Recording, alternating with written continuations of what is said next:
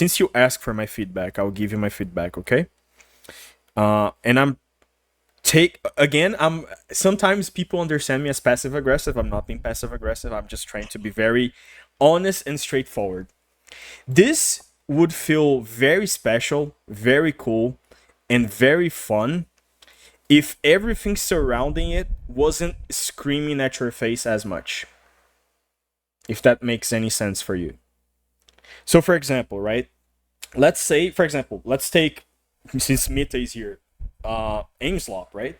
What is the problem with maps that repeat the same idea over and over again? Because they are in every part of the map, they do not work to emphasize anything.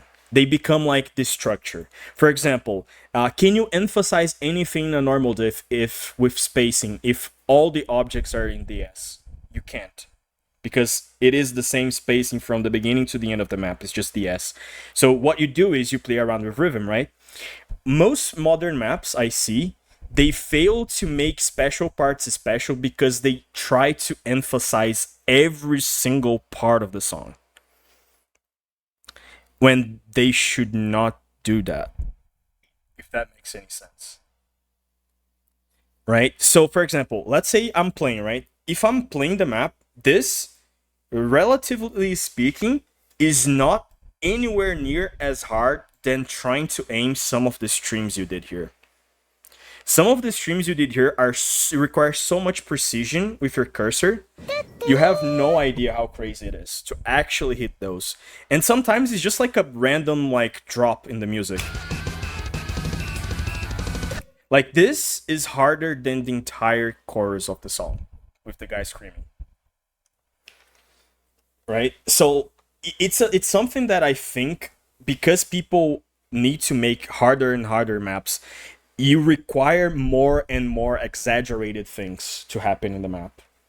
And yeah, it's just so common in modern maps that I'm not a huge fan of. I have a question though.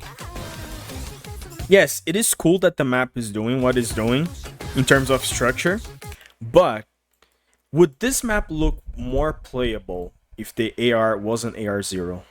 Suddenly a lot of people would try to play the map. Yeah. Like, I get it. It's not really like a...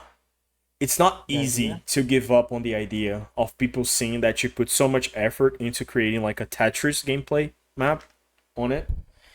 But again, like as a AR8 mapper myself, Dragon's Paw, sometimes it is tough because you gatekeep so many people from your map when you do these choices, right? Is it the same map? Oh. It's because it's the same map, but it's calculating reading now. Reading now. Wait a second. So the current star rating thinks that by making the map readable for 90% of the player base, it only increases 1 star? It's a cool map to look in the editor, for sure. It's funny, right? But how about the playability of this thing here? Who do you ask to try this map and get some feedback on it? I mean, here's the thing. Whenever I do maps, I don't know about you guys, but this is how we used to do back in the day. You would make a map, right? Any map. It doesn't matter if it's janky or not, whatever. You would get the map, right? You make a map, and then you just send to someone to test if you're not able to play it. But yeah, my feedback, Bad Faith, is get an extremely good player. So I did send it to Plasma, Lifeline, Trail Mix, Bubble Man, and they managed to pay it properly, but I didn't get much feedback. So when I say get feedback from a player, right? You are supposed to make the right questions first. So you need to be prepared to be, for example, right? I'm not the mapper of this map, but I do have a few concerns I would have while making a map like this. Number one is knowing if there is any jank in the map. So for example, let's say you want the difficulty of the map to be related to the 1/4 rhythm jumps. If there is any weird readability check, any weird tapping, odd rhythm, you were failing, right? With the design of the map. So for example, let's say I'm you, right? And I'm asking those people like, okay, give me feedback. After they play, I would ask the question, did you feel weird tapping anywhere? Did you have any concerns with reading any part, understanding any part of the map? So you have to be preemptively understanding of your own map and knowing like what are the questions, because players are not mappers, right? They understand from a gameplay perspective, so you gotta ask from a gameplay perspective. Because if you design something to be hard and they say it's hard, you did a good job. If you didn't try to make something hard and they say it's hard, perhaps there's some jank to it. And the same could be said about the hard parts. Perhaps you think you did something hard and they go like, no, that was fine actually. Obviously, every player has a bias. Ideally, you should know that. For example, let's say you want me to test play your Insane Div, guys. And I play Insane like 4-star, 5 stars. My personal player bias is that I fucking despise kick sliders. As in mapping streams with kick sliders. And they're mapped with jump spacing. Like, that shit plays awful for me, right? And that's a player bias. That doesn't mean it doesn't work for the vast majority of people. It just means that for that specific person, that doesn't work well. But a lot of people do not know that about themselves.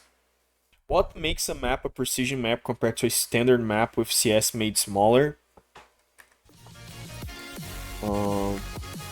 So this map, right? It's a CS6 map. Obviously, there is a stylistic choice. I don't want you guys to focus on the stylistic choice right now, because maybe this will help you not perceive this as such an old map. But precision diff is about rhythm, linear flow, with a lot of it's like you're doing a lower diff but not at the same time in that regard, because when you make circles small, the finesse required to the movement is much greater compared to a bigger circle. Like, people don't understand, but when you have like a bigger circle, you can hit the edges easier and get a 300. When you have a small circle, you really need to go here at the middle. So in theory, if you are doing precision, you are handling more linear flow and rhythm compared to let's say a jump map, right?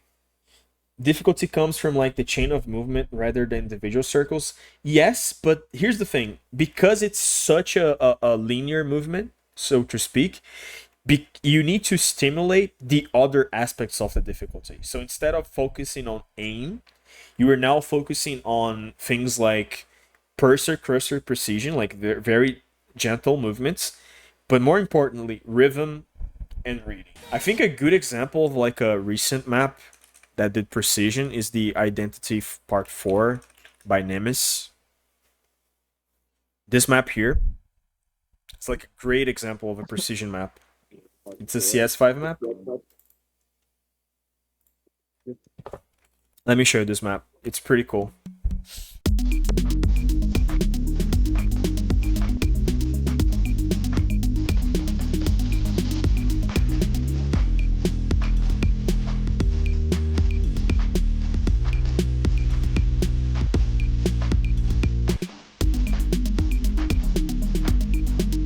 Oh, this song.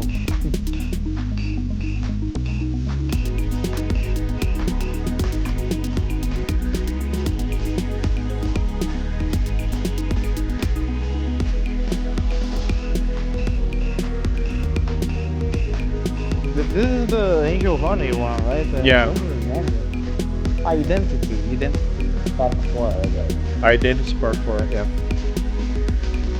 I'll send you the link.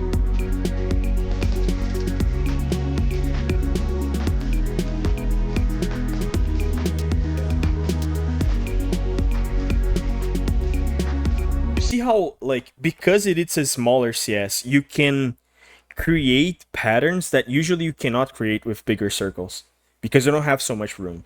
So he can actually section patterns way better But you can sort of see what I mean when I said that the flow is mostly like it's very small.